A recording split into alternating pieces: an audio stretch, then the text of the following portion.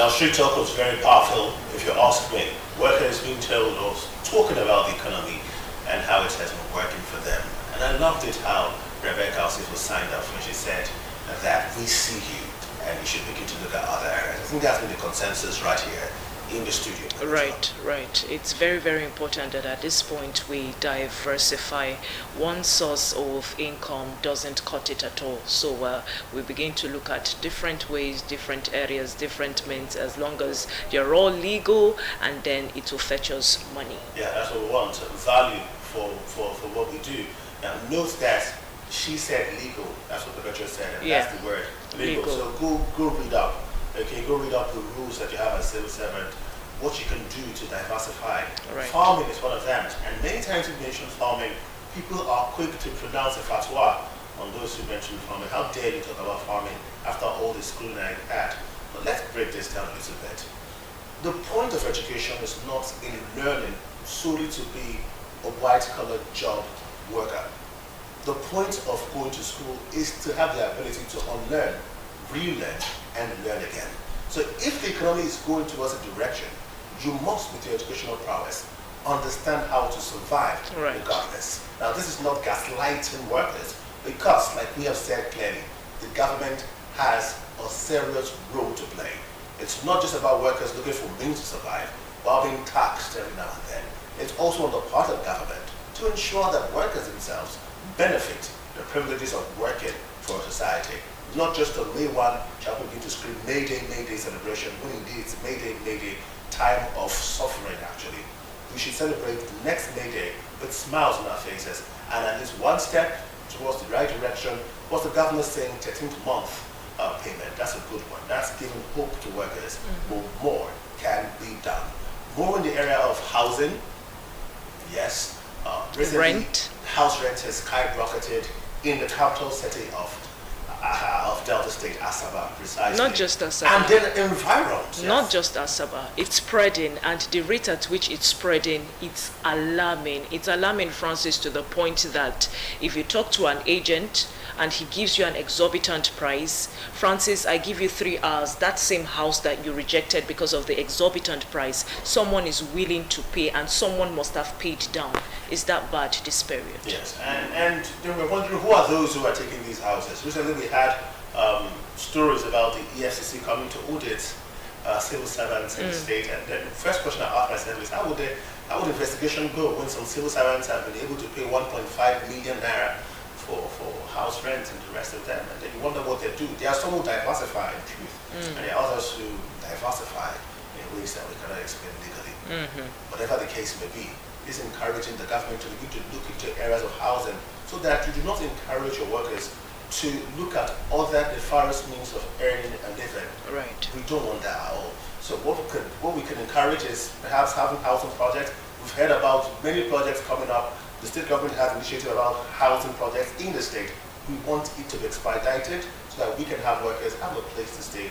If we can do what Uranga did during the era of transportation hike in Delta State, he decided to bring up special taxes. I didn't think that lasted too long. But one thing it did is that, regardless of the fact that you don't see these taxes in personal homes, but it crashed the prices or the price of transportation in Delta State. It did at the time. I remember that very well. Another thing Odwalla did back then was that he also focused on education, because it's one thing to focus on other areas, but developed countries go to Asia. When they decided to make their economy work, they did not neglect education.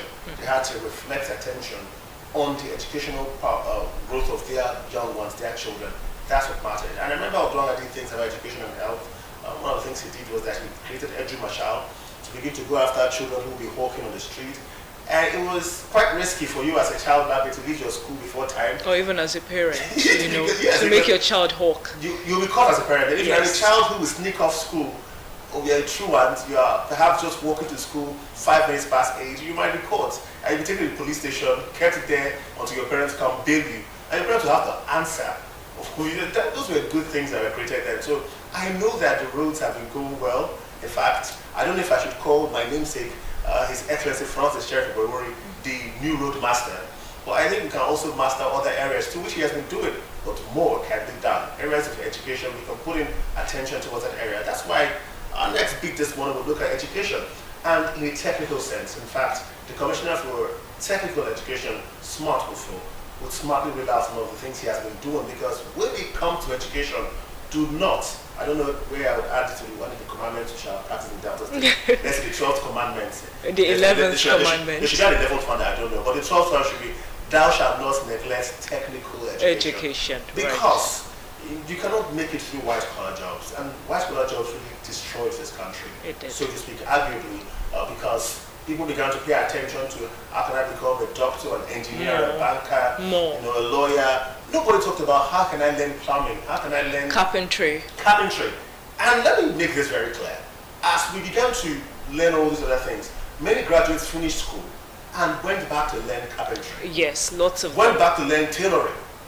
And they became the fashion designers, because we now have tailors. Yeah. And we have fashion designers. Yes. People, after spending all those years in school, studying, I want to say autonomy, different courses. Okay, different courses. That you cannot even begin to name, from law to banking and finance. To horticulture, animal husbandry. Zoology. The list is endless. Yes. They ended up still learning all those things that they should have learned in technical education and gotten it before now. And it's never better late than never. Right. I'll say that we need to prioritize technical education in every part of the country if we want to grow.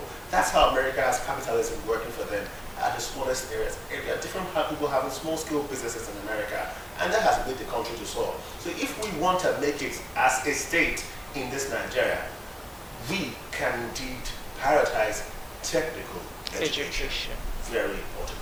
So let's go find out what the Honorable Commissioner for Technical Education, Honorable Smart Ufo, has been doing as far as the 3 years of the current government has been in Delta State. That's what's next on Wednesday's Morning Ride. Stay with us.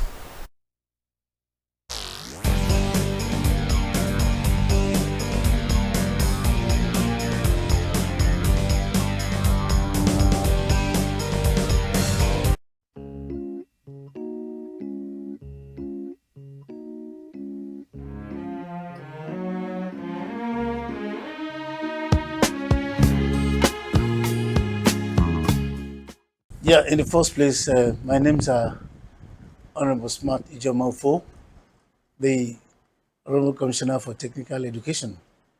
Assessing Governor Sheriff Iboriviri administration for this 3rd year anniversary, I would say he has performed creditably well. Ministry of Technical Education here, our governor has graciously approved and is executing its legacy projects. For example, Omadino has been successfully completed, Model Technical School, and it was commissioned by His Excellency. Students are already on ground. We have about 3 more schools to be commissioned. Ogariki is completed. If you look at these structures, they are monuments. They are structures like University Standard. Ogariki is completed, Iri is on the way, and also Akubene. These 3 schools are is going to be commissioned before September, and school will resume effectively. Governor has invested so much. We are not talking of only the building of the structure. What about the equipment that cost billions of naira? All these equipments are being moved to the school to make sure that the students live up to expectation. The student acquire the necessary skill that is required of a technical outfit, a technical education. And our governor, if you see what is going on in Delta State, everybody call him Mr. Project, Mr. Project. Apart from equipping these schools, the governor engaged in capacity building for those, at least for those that will handle the equipment, for the teachers. They go for training. They go for workshop to make sure they acquire the necessary skill or capabilities to impact to the students. And let me tell you, students of technical education or technical schools are different from the contemporary secondary school. There's no way you can compare them because here we are meant to acquire at least 80% of their curriculum is basically based, is focused on skill acquisition so that we'll be able to produce people tomorrow that will have the necessary skill to set up their own entrepreneurship businesses, to set up business on their own instead of seeking for white-collar job here and there. From here, engineers are trained. Automobile engineers, civil engineers, mechanics, bricklayers, they are trained.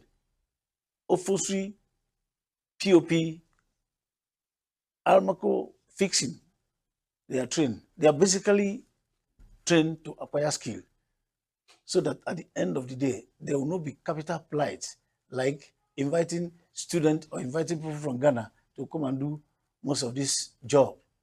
Our students are positioned and have been trained to make sure that these skills is acquired by them. Now we have like dual certificate. We have the NESQ, National Skill Acquisition Certificate. We have the NTC, that is the National Teacher Certificate. In some most of these contemporary secondary school, I think it's teacher certificate and others they earn. But here we give them double certificate. And especially this NSQ, they can be gainfully employed anywhere outside the country because it's a worldwide certificate. Here we issue it to students who graduate from our schools. So I would say that our governor, Bururi, has graciously focused on technical education by some of these legacy projects, which I've mentioned to you, training of teachers, engaging them in workshops, seminars. A lot of money is being spent to make sure that technical education is at the front burner, at the forefront. I can remember when we went to Madino the other time, some of the commissioners, they were calling. That school you went to commission, is it a technical university or a modern technical school? I said, this is modern technical school. I said, wow. I wish this kind of school is in their area as a university. So our governor has done so much. Daytons are lucky. Daytons are proud of him because the Bible said that when the righteous is on the throne, the people rejoice. He has impacted so much, especially in my ministry, by these projects. And so many are ongoing. Okay. But I want to show you that these three I mentioned to you is going to be completed and there'll be academic section, resumption of academic section by September. And that will bring a total of about 13 technical and model technical colleges in Delta State.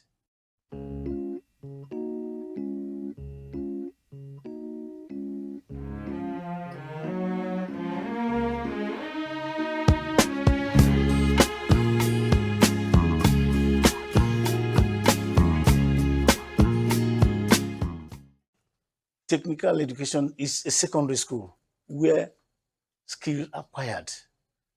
It is different from the contemporary secondary school where students basically learn about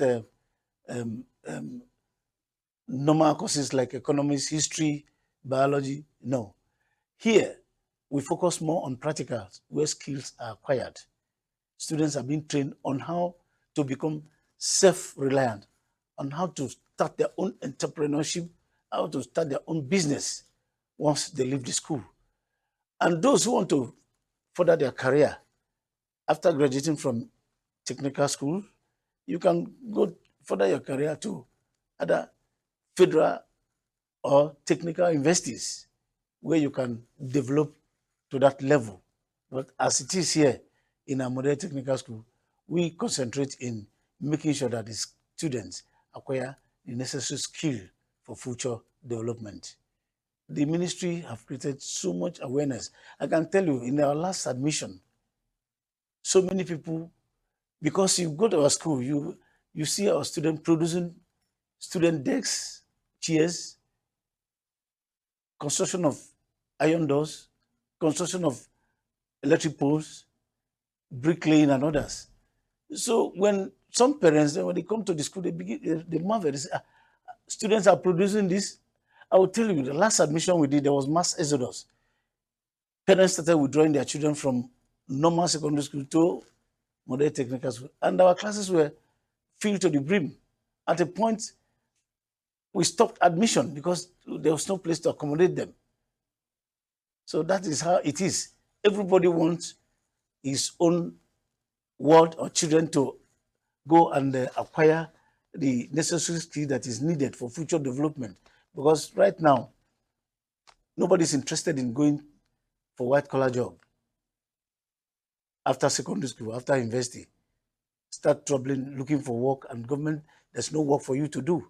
Instead, government is preparing people that will drive the let me say, industrial capacity of this country, and also drive the financial base of this country.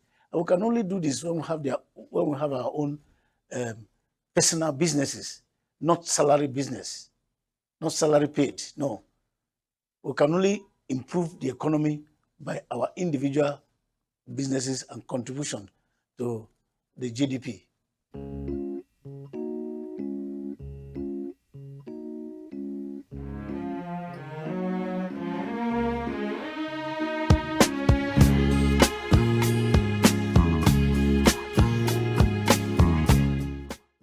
Yes, I think in the first instance, some of the challenges we have witnessed within these past few years is that, number one, shortage of teachers, but government is responding adequately to that. And again, I won't call this a challenge. There was overflow of students. Parents started bringing their children to the school, so the classes were filled to the brim. It was a big challenge for us to expand our structures to accommodate the teeming students. So government is equally doing that, increasing structures, building more classrooms to make sure that students are fully accommodated. And other challenges are, let me say, we had problem of, people from the town, trying to interfere in school activities and others, but it has been curtailed, and people are happy. People are bringing their children. I don't think there's no much challenges because the government is increasing. In fact, I would say there's a roadmap from now till 2031, when this administration will finally complete their tenure. Our governor has been elected again as a candidate to run for 2027 election till 2031. So the assurances are there that our governor is going to be continuity. So because of that, that has equally keyed in his emergence. We have keyed it into our own roadmap because the same government that's going to continue what we have on ground up to 2031. Every local government is expected to have a modern technical school. Right now, we have 13 on ground. So many are coming. So the government, the institution, our own technical colleges are keen to what the government has. So I don't think there's going to be much challenges because the governor is equally carrying the ministry along. What I mean is, trying to come into the, let me say, like those in the hostel, trying to interfere. What is this? How is the student faring? Sometimes the parents will come and take their ward out of the hostel without permission. Anyway, that one is, by the way, I think that one is fully contained by the principal. The principals are taking note of student excesses.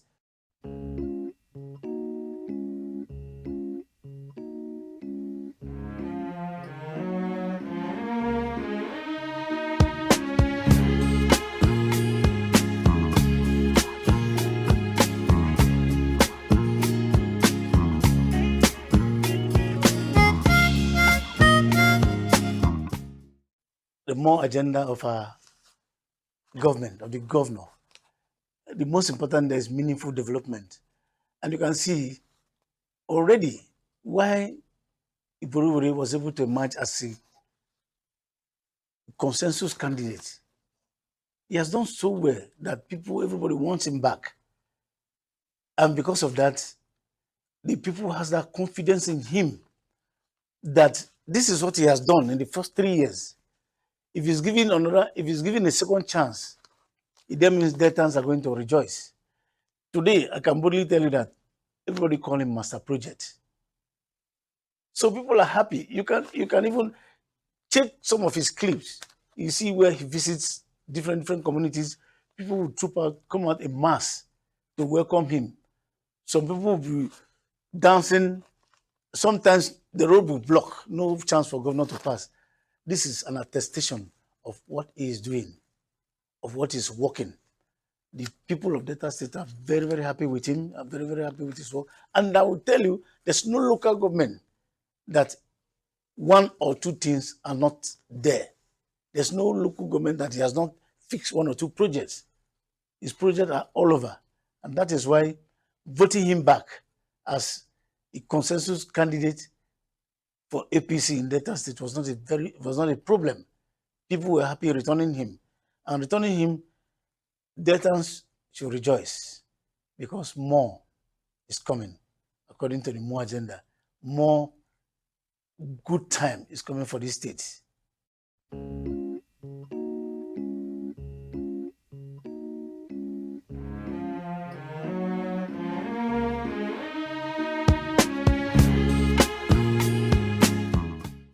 Yeah, the continuity issue is that it has already been widely acknowledged because people want him to continue. It has been widely acknowledged. People want him to continue. In my ministry, we want him to continue because the reforms he has set, the roadmap of reforms he has set in my ministry is going to be beneficial. If all the projects we have today is completed, Delta State will be an epitome of success, an epitome of knowledge. People will come here to acquire skills. Most of the school under construction today, if it's completed and all the local government in Delta State has a model technical school, you know what that means to the state. There's going to be more development. There's going to be mass acquisition of skill. There's going to be turnout of students that will carry out have different careers of life. And this will bring development. This will bring opportunities. This will bring financial capabilities by the fact that students are already trained, students have the skill, they engage in different types of job. Those who want to further in their educational career will further with the skill acquired. So it portends a very big chance and opportunity for the Deltans for this emergence for second term.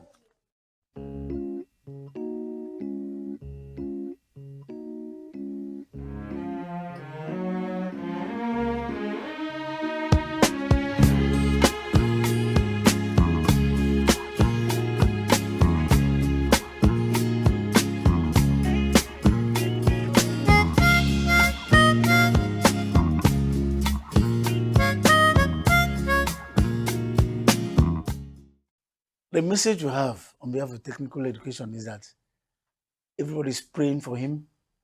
In technical education, we wish him well. We are saying congratulations for the miles covered. Congratulations for the achievement. Congratulations for what he has done in the Ministry of Technical Education. Congratulations for the structural edifices, equipment, and the students that is gaining, in their different skill acquisition.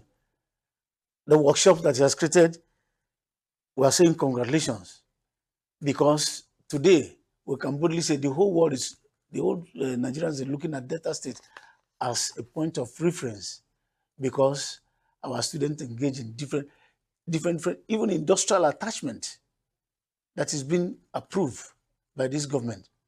Our students go to industrial attachment, they go to different companies to work. So I would say congratulations to our governor, because he has actually done what Napoleon could not do. I don't want to compare him with other governors, but today we rejoice because he broke the jinx. He has shown capacity. He has shown goodwill. He has shown knowledge, intelligence. People thought he's not going to perform. But today, to their own surprise, the governor has proved them wrong, the critics. So people are happy because development is everywhere, all the corners of the state. And that's why Deltans are happy. There was a day I was opportune to be in his entourage to Warri. The kind of go slow that was in Warri, because when we start ascending the bridge constructed by Julius Berger, the kind of go slow in Warri brought a big stampede and people cannot move. Everybody troop out to welcome the governor. So the same way is happening in modern technical colleges. When we went to commission that of Warri, everywhere was jam-packed. He has done creditably well. He has performed. His master project is an amiable governor. Is the hope of Deltans in these coming years. And we pray God that Almighty God will grant him the wisdom, the knowledge to steer the ship of Delta State, ship of leadership in Delta State up to the year 2021, so that the people will rejoice. Because the Bible says that when the righteous is on the throne, the people rejoice. And truly, he's a man of God.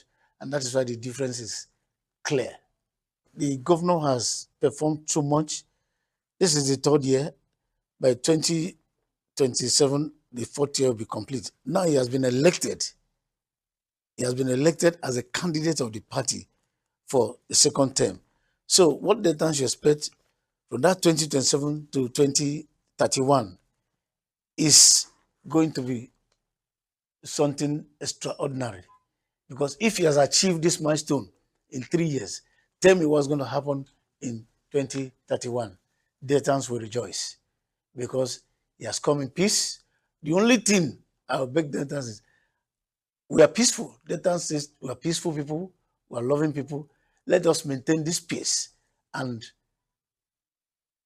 gain that dividend of democracy, gain that knowledge, gain that capacity which is imbued in him, so that at the end of the day, at the end of 2031, Deltans will count their blessings and people will definitely rejoice. I, Honorable Smart Ijamufo, Commissioner for Technical Education, hereby congratulate His Excellency, Right Honorable Elder Sheriff Oloyede Borewori on the 3rd year anniversary as the Executive Governor of Delta State.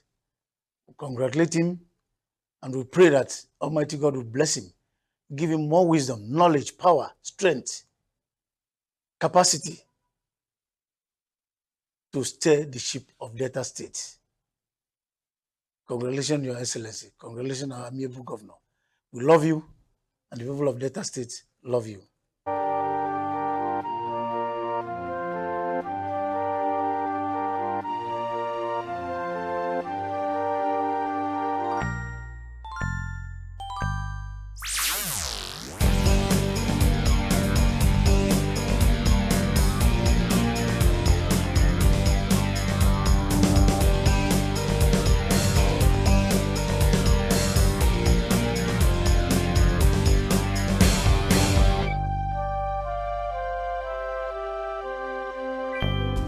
From the rivers to the cities we rise, dreams alive in every child's eyes. Diana Eriatomi Ayo Enowete is a Nigerian humanitarian, development strategist, a champion for sustainable development. She serves as Special Assistant on Sustainable Development Goals to the Executive Governor of Delta State, His Excellency Right Honourable Sheriff Oborewure, where she works to advance policies and initiatives aligned with the global agenda of the United Nations Sustainable Development Goals. She is the visionary behind the curation of the SDG Museum, a groundbreaking project conceived to bring the Sustainable Development Goals to life through education, culture, and immersive storytelling. The SDG Museum stands as a first-of-its-kind initiative in Africa aimed at deepening public understanding and engagement with the goals while inspiring collective action toward a more sustainable future. In Delta State, we look for innovative ways to tell our story, and not just the story of government, but the story of the people. I'm popularly known as The Voice, so I take it really personal to give voice to community issues, to give voice to development, to give voice to the good work, or the lack of it, if I must say. And in doing the work that I've done in the past 2 years as the heir to the government SDGs, through something we call the SDG Community Worker, we've gone to hear the people, and I think it is time for the people to hear us. More and more, we've seen that the SDGs look like a policy document. It looks too far-reaching for the average person to understand. And how do we attain development alone? Development is a collective effort. It means all hands come on deck to attain it. How about creating a space where people can feel, can see, can touch, and can relate to what we're talking about? How about creating a space where our children, who are the leaders of tomorrow, where they can come and research and ask questions and see the reality?